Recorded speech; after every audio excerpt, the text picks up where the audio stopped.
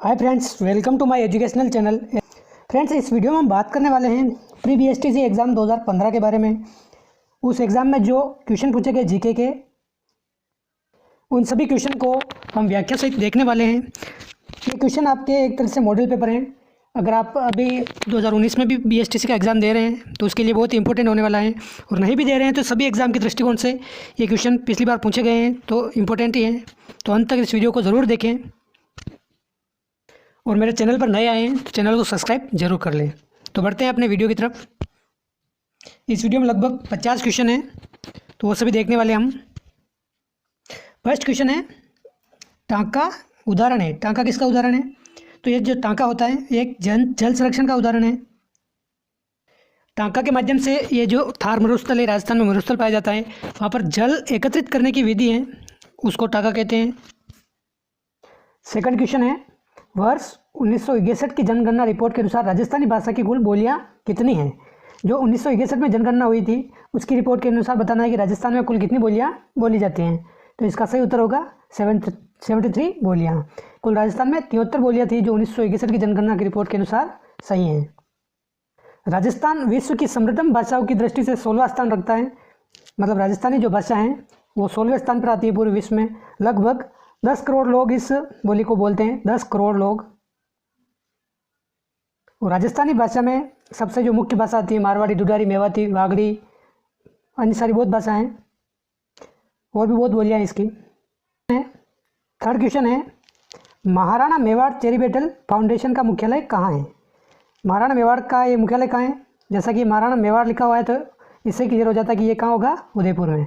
इसका मुख्यालय है उदयपुर में। उदयपुर के सिटी प्लेस माणक चौक में स्थित है, सिटी प्लेस में।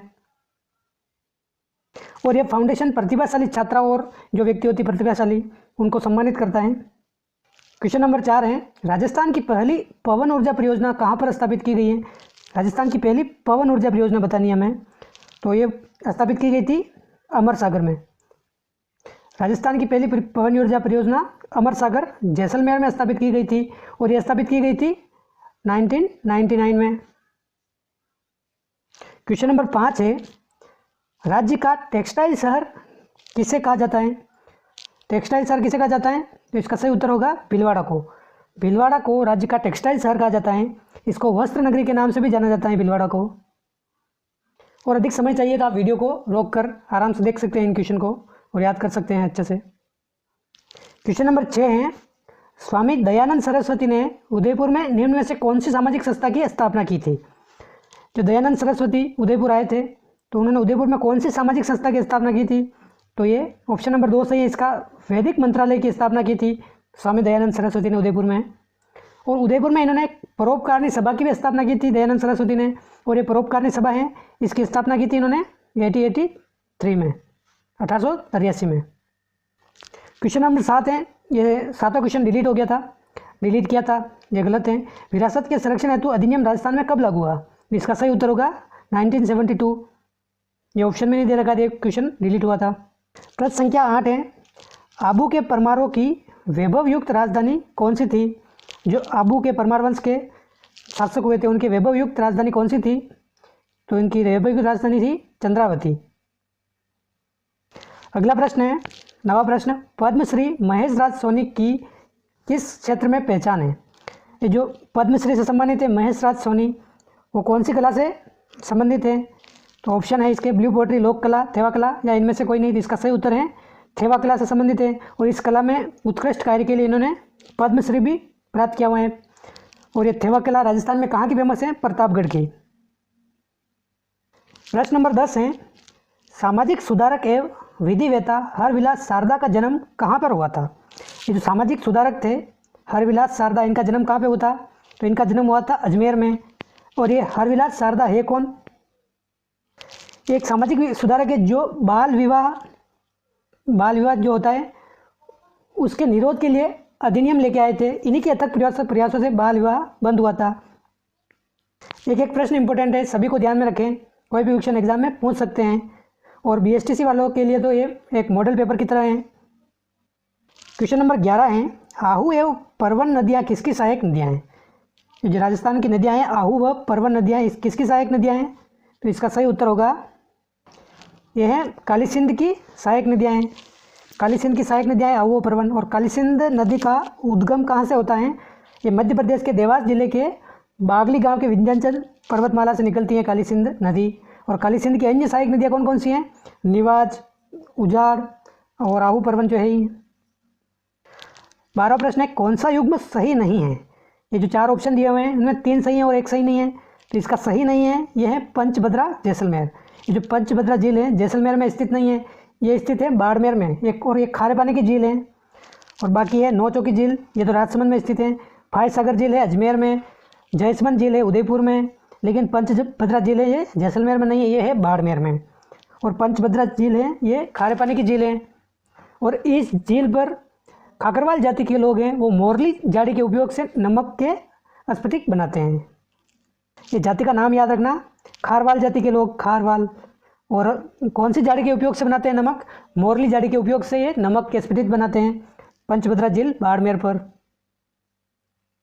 अगला क्वेश्चन है क्वेश्चन नंबर 13।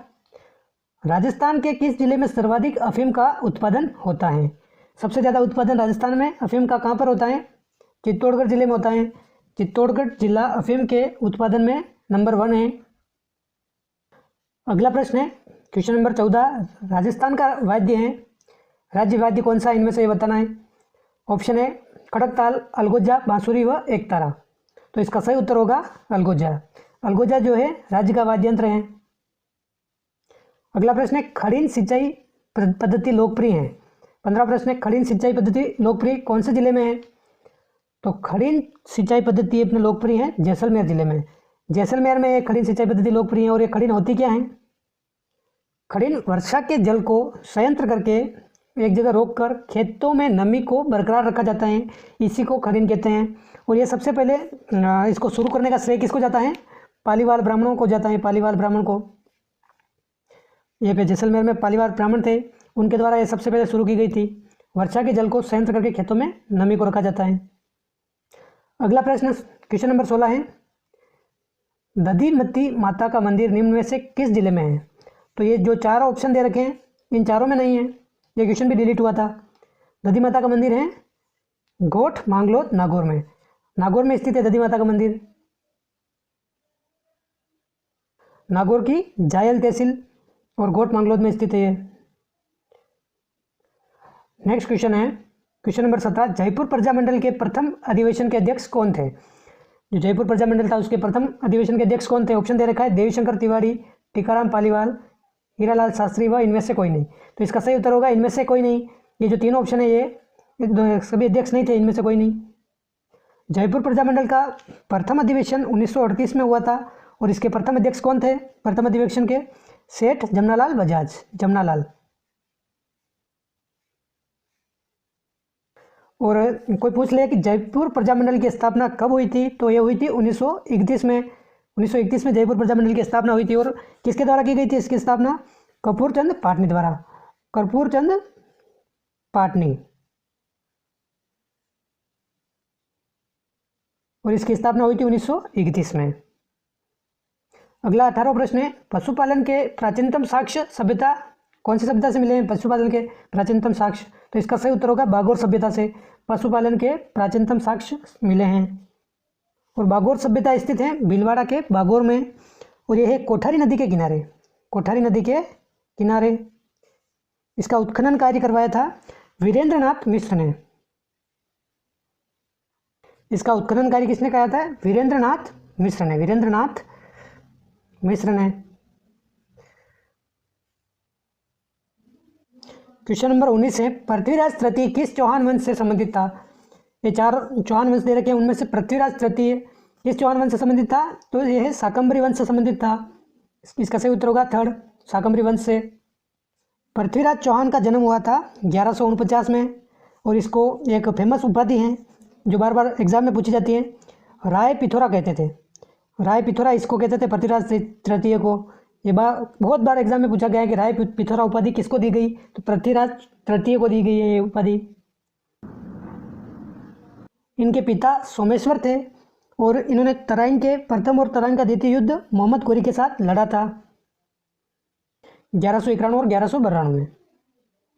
क्वेश्चन नंबर 20 है, श्री सीमेंट का संयंत्र कहाँ स्थित है? श्री सीमेंट का कारखाना कहाँ स्थित है? ये स्थित है ब्यावर अजमेर में। और मोडक कोटा में स्थित है मंगलम सीमेंट का कारखाना। और गोटन में जेके वाइट सीमेंट का कारखाना स्थित है। और निम्बाड़ा में स्थित है जेके सीमेंट का कारखाना। निम्बाड़ा आपने पढ़ता है चित्तौड़गढ़ जिले में। और राजस्थान की सबसे ज़्यादा सीमेंट उत्पादन भी चित्तौड़गढ़ से ही होता है, चित्तौड़गढ़ जिले से। और उत्पादन की दृष्टि से सबसे बड़ा कारखाना है निम्बाड़ा का जेके सीमेंट का।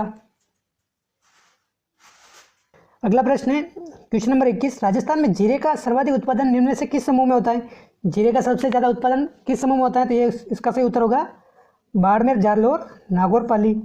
यहाँ पर होता है जीरे का सबसे ज़्यादा उत्पादन। और ये 2015 के दृष्टिकोण से सही है, अभी के जो करंट डाटा है उसके हिसाब से इसको सही माने। क्वेश्चन नंबर 22 है, वालर प्रसिद्ध नृत्य है। वालर कहाँ का प्रसिद्ध नृत्य है? तो ये वालर नृत्य है, ये सिरोही का सबसे ज़्यादा प्रसिद्ध नृत्य है। और वालर ग्रासियों का नृत्य है। बिना वाद्य यंत्र के इस नृत्य को किया जाता है, बिना वाद्य यंत्र के। और सबसे ज़्यादा मेन नृत्य है ये ग्रासियों का नृत्य, ग्रासियों का नृत्य। यह एक युगल नृत्य है और विवाह के अवसर पर इसको किया जाता है। क्वेश्चन नंबर 23 है, देवेंद्र जाजरिया संबंधित हैं। ये जो खिलाड़ी हैं किससे संबंधित हैं? ये पैरा एथलीट हैं, तो एथलेटिक्स से संबंधित है। इसके देवेंद्र जाजरिया पैरा ओलंपिक खिलाड़ी हैं और एक चूरू के रहने वाले हैं। और पैरा ओलंपिक में 2 स्वर्ण पदक जीतने वाले पहले भारतीय हैं, ये बात भी ध्यान रखें। क्वेश्चन नंबर 24 है, सती प्रथा पर प्रतिबंध लगाने वाली पहली राजपूत रियासत कौन सी थी? सती प्रथा पर सबसे पहले किस राजपूत रियासत ने प्रतिबंध लगाया था? ये लगाया था बूंदी ने 1822 के लगभग। और उसके बाद विलियम बेटिंग ने 1829 में सती प्रथा को बिल्कुल गैर कानूनी घोषित कर दिया राजा राम मोहन के अथक प्रयासों से। सबसे पहले बूंदी रियासत ने इसको प्रतिबंध किया। उसके बाद अंग्रेजों के जो अधिकारी थे विलियम बेटिंग, उन्होंने 1829 में राजा राम मोहन राय के अथक प्रयासों से इसको गैर कानूनी घोषित कर दिया। अगला क्वेश्चन है, ये जो 4 ऑप्शन दे रखे हैं उनमें से बताना कि सुमेलित कौन सा नहीं है। 3 सही हैं, 1 गलत है। इसमें से फर्स्ट है पृथ्वीराज विजय, जो चंद्रबरदाई ने नहीं लिखा था, ये लिखा था जयानक ने, तो ये इसका ऑप्शन गलत हो जाएगा। पृथ्वीराज विजय चंद्रबरदाई ने नहीं लिखा था, जयानक ने लिखा था। सेकंड है वंश भास्कर, इसके लेखक हैं सूर्यमल मिश्रण। हमीर महाकाव्य नयनचंद सूरिकई हैं। कुवलय माला हैं उद्योधन सूरिका। ये चारों मोस्ट इंपोर्टेंट है, हर एग्जाम में पूछे जाते हैं। तो इसका गलत आंसर हो जाएगा फर्स्ट, पृथ्वीराज विजय है, चंद्रबरदाई ने लिखा था, जयानक ने लिखा था। अगला प्रश्न है क्वेश्चन नंबर 26 है, अजमेर मेरवाड़ा का राजस्थान में विलय कब हुआ? अजमेर मेरवाड़ा राजस्थान में कब मिला? 1 नवंबर 1956 को अजमेर मेरवाड़ा का राजस्थान में विलय हुआ था। राजस्थान का एकीकरण 7 चरणों में संपन्न हुआ था। और इसको पूरे एकीकरण में 8 वर्ष 7 माह और 14 दिन का समय लगा था। 14 दिन का 8 वर्ष 7 माह 14 दिन का समय लगा था। और अजमेर मेरवाड़ा 1 नवंबर 1956 के दिन विलय हुआ। क्वेश्चन नंबर 27 को बोर्ड ने डिलीट कर दिया था। क्वेश्चन नंबर 28 है, तकावी का अर्थ क्या होता है? ये जो तकावी है इसका अर्थ क्या है? तो तकावी का सामान्यतः अर्थ होता है कृषि कार्यों के लिए कृषकों को राज्य द्वारा अग्रिम धनराशि दी जाती है, उसको तकावी के नाम से जाना जाता है। यानी कि एक तरह से कह सकते हैं फसल को उगाने के लिए जो पहले से ही पैसे ले लिए जाते हैं ऋण के तौर पर, उसको तकावी कहा जाता है। अगला प्रश्न है 29वां प्रश्न, भगत आंदोलन का संबंध किससे है? तो इसका सही उत्तर होगा गोविंद गिरी से। मैं सीधे ऑप्शन ना पढ़कर डायरेक्ट उत्तर बता रहा हूँ आपको, ताकि आपका भी समय खराब ना हो, वीडियो भी ज़्यादा लंबा ना बने और सटीक जानकारी आपको मिलती रहे। तो भगत आंदोलन का संबंध है गोविंद गिरी से। और इनके एक और सहयोगी थे सखजीत भगत, इनका भी नाम पूछ लिया जाता है। सखजीत भगत इनके प्रमुख सहयोगी थे। और संप सभा की इन्होंने गोविंद गिरी ने स्थापना की थी संप सभा की 1883 में संप सभा की स्थापना हुई थी। ये भी मोस्ट इंपोर्टेंट है। क्वेश्चन नंबर 30 है, रागमाला का प्रसिद्ध चित्रकार डालू राजपूताना की किस शैली से संबंध है? तो रागमाला का प्रसिद्ध चित्रकार डालू राजपूताना की मेवाड़ शैली से संबंधित था। और राजपूताना की मेवाड़ शैली से संबंधित चित्रकार जो मुख्य चित्रकार हुए हैं साहिबदीन हुए हैं, मनोहर लाल हुए हैं, कृपाराम हुए हैं और हुए हैं उमरा। ये प्रमुख चित्रकार राजपूताना की मेवाड़ शैली से संबंधित थे। अगला क्वेश्चन है कटारगढ़ किस किले का एक भाग है? तो कटारगढ़ अपने कुंभलगढ़ किले का एक भाग है। कुंभलगढ़ दुर्ग के भीतर एक और दुर्ग बना हुआ है छोटा सा, या इसको महल भी कह सकते हैं, ये कटारगढ़ है। और इस कुंभलगढ़ के दुर्ग के सूत्रधार थे वो मंडन थे। कटारगढ़ को मेवाड़ की आंख के नाम से भी जाना जाता है, मेवाड़ की आंख। तो क्वेश्चन पूछ ले कि मेवाड़ की आंख किस दुर्ग को कहते हैं, तो कटारगढ़ को मेवाड़ की आंख कहते हैं। क्वेश्चन नंबर 32 भी डिलीट हो गया था, तो बढ़ते हैं क्वेश्चन नंबर 33 की ओर। क्वेश्चन नंबर 33 है बेंगटी किस संत का पवित्र स्थल है? जो बेंगटी है ये किस संत का पवित्र स्थल है? तो इसका सही आंसर होगा हड़बू जी का पवित्र स्थल है बेंगटी। बेंगटी में हड़बू जी का मंदिर बना हुआ है, बेंगटी गांव फलौदी जोधपुर में हड़बू जी का मंदिर। और हड़बू जी के गुरु जी का नाम क्या है? बालीनाथ जी। बालीनाथ जी इनके गुरु जी का नाम भी कभी कभी पूछ लेते हैं, तो बालीनाथ इनके गुरु का नाम था, बालीनाथ। अगला प्रश्न है राजस्थान सेवा संघ की स्थापना कहाँ पर हुई? राजस्थान सेवा संघ की स्थापना हुई वृद्धा में। और इसकी स्थापना कब हुई? इसकी स्थापना की गई 1919 में। तो इसकी स्थापना में मुख्य भूमिका निभाई अर्जुन लाल सेठी, केसरी सिंह बारट व विजय सिंह पथिक ने। इन तीनों ने मिलकर राजस्थान सेवा संघ की स्थापना की। अर्जुन लाल सेठी, केसरी सिंह बारट व विजय सिंह पथिक। और राजनीतिक चेतना के विकास में इस राजस्थान सेवा संघ का महत्वपूर्ण योगदान रहा। क्वेश्चन नंबर 35 है राजस्थान मौलाना अब्दुल कलाम आज़ाद अरबी फारसी शोध संस्थान कहाँ पर स्थित है? तो राजस्थान मौलाना अब्दुल कलाम आज़ाद अरबी फारसी शोध संस्थान टोंक जिले में स्थित है।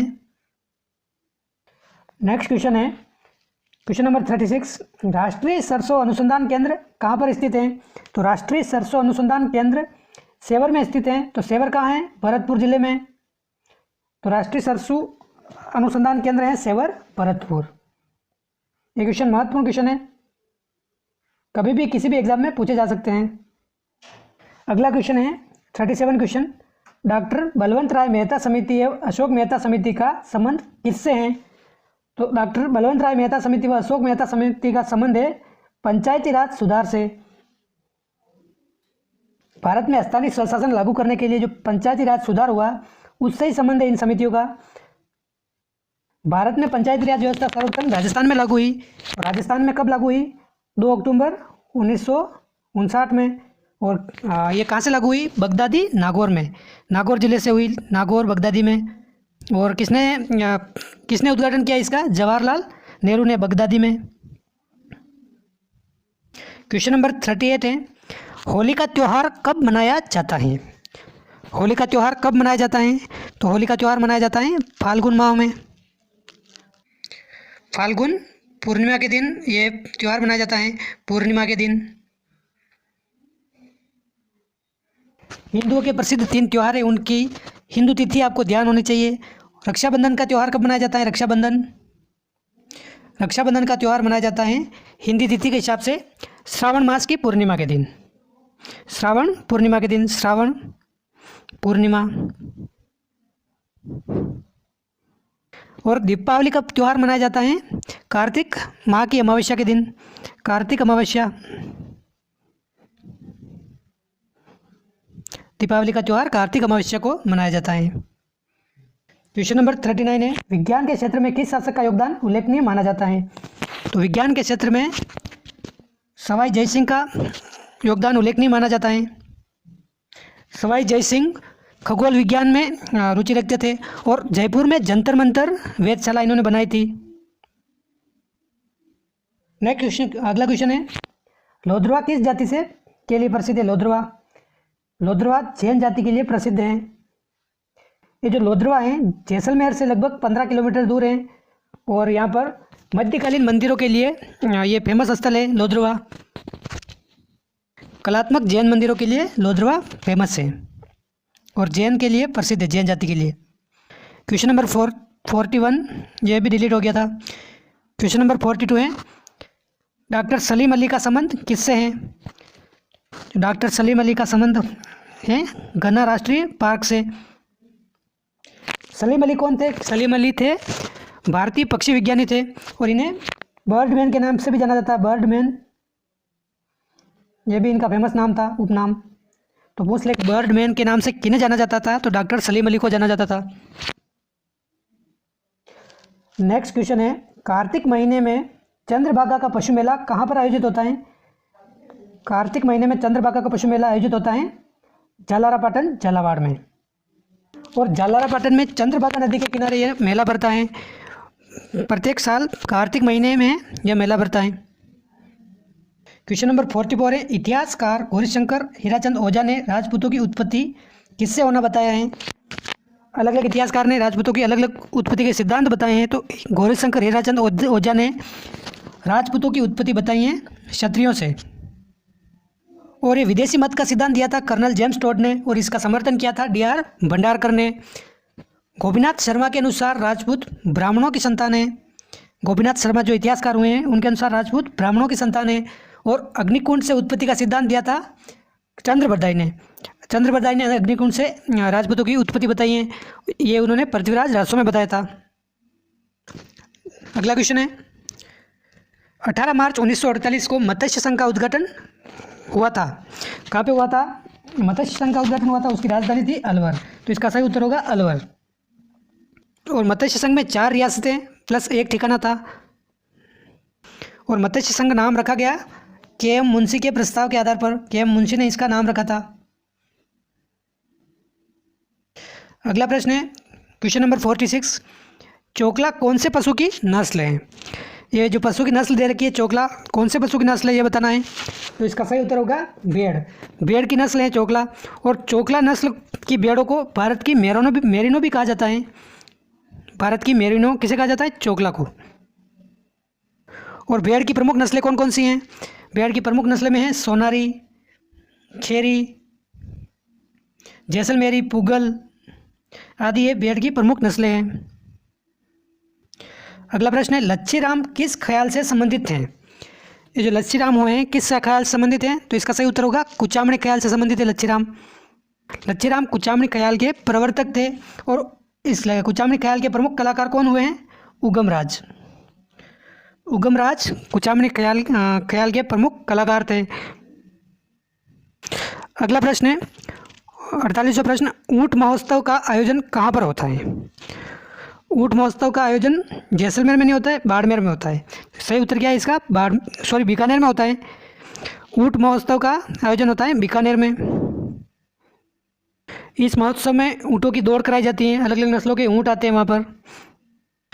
अगला प्रश्न है 49 क्वेश्चन, ऐतिहासिक स्थल मानगढ़ किस जिले में स्थित है? तो ऐतिहासिक स्थल मानगढ़ है बांसवाड़ा जिले में स्थित है। ये ऐतिहासिक स्थल मानगढ़। और मानगढ़ क्यों फेमस है? मानगढ़ हत्याकांड के कारण। गुरु गोविंद के एक आंदोलन के दौरान ये सभी बिल मानगढ़ की पहाड़ी पर एकत्रित हुए थे। तो 17 नवंबर 1913 के दिन वहाँ पर हत्याकांड हुआ था। अंग्रेजों के द्वारा गोलीबारी चलाई गई थी और उसमें 1500 लोग शहीद हुए थे। 1500 जने मारे गए थे उस हत्याकांड में। तो जो मानगढ़ हत्याकांड हुआ था, ये जलियांवाला बाग हत्याकांड 1919 में हुआ था। उससे ठीक 6 वर्ष पहले हुआ था 1913 में। तो जलियांवाला बाग हत्याकांड हुआ था 1919 में और मानगढ़ हत्याकांड हुआ था 1913 में। अगला क्वेश्चन है, आज का अंतिम क्वेश्चन है, महाराणा प्रताप की मृत्यु कहाँ पर हुई, कब हुई? तो इसका सही उत्तर होगा महाराणा प्रताप की मृत्यु हुई 1597 में हुई। 19 जनवरी 1597 के दिन इनकी मृत्यु हो गई चावंड उदयपुर में इनकी मृत्यु हुई थी। तो दोस्तों ये थे अपने BSTC 2015 में पूछे गए 50 जीके के प्रश्न। आपको ये वीडियो पसंद आया हो तो हमारे चैनल को सब्सक्राइब करें, लाइक करें, कमेंट करें, शेयर करें। और अगले वीडियो में और भी महत्वपूर्ण क्वेश्चन लेके आने वाला हूँ, तो हमारे चैनल से जुड़े रहें। जय हिंद, जय भारत। आज के वीडियो में बस इतना ही, मिलते हैं अगले वीडियो में।